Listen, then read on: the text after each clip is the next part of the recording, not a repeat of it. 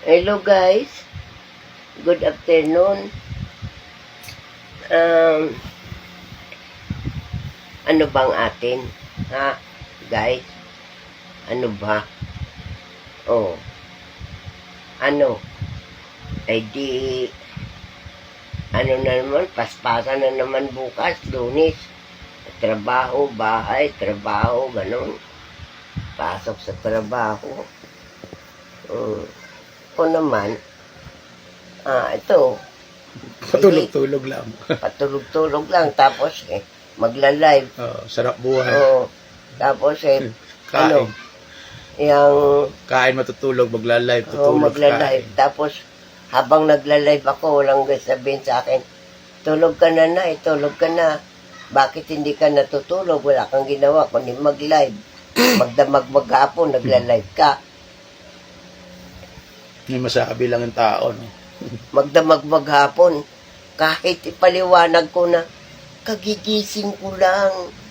Ay naku, magdamag pa rin maghapon, magdamag daw maghapon, nagla-live ako. Ay bakit?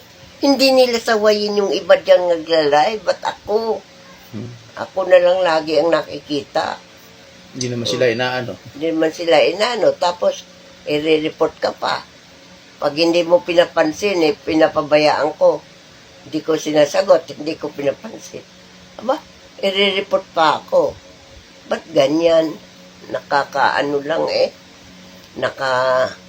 na-stress tuloy ako Na-stress ako Imbis na wala akong problema, kakaroon tuloy ako ng problema. Tapos sasabihin pa aba, sumusobra na yan. Wala nang ginawa kundi mag-live. Kala mo talaga sila nagpapalamon sa'yo, eh. Tapos sasabihin pa, di ang dami-dami mo ng pera. Sasabihin pa, namamalimos ka. Walang tigil ang pamalimos mo. Namamalimos daw ako. Naku, ano ba? Hindi mo ko namamalimos Nag-enjoy ka lang sa TikTok, eh. Nag-i-enjoy lang ako kagaya kanina, tungtuwa ako kasi nakauwi na pala si Queen of Sulta, si Bo. Biruin mo, nakuha siya ng ticket nung pang 15 yata ng February, tagal-tagal ng 1 ng March.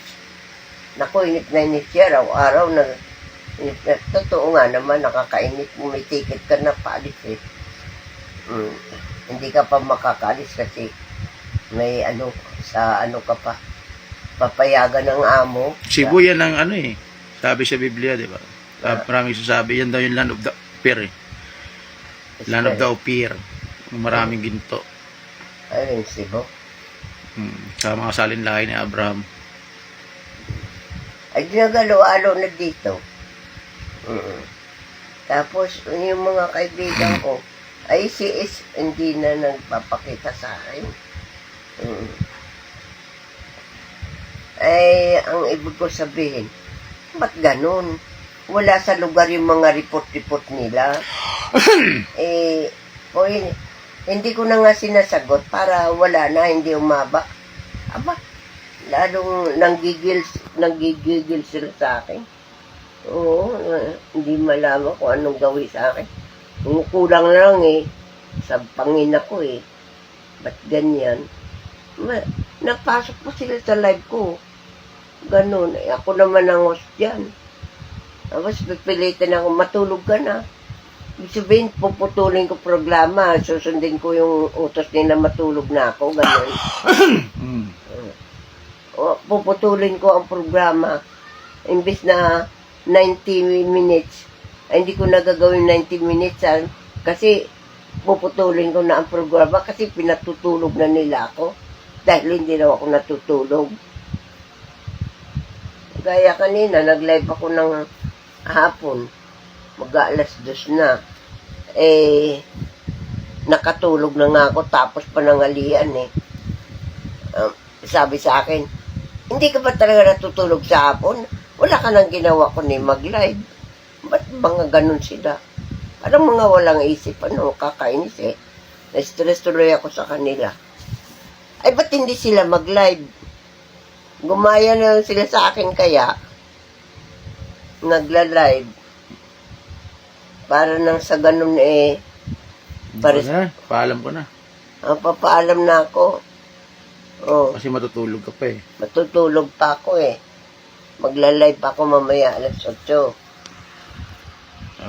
Good night. God bless. Oh.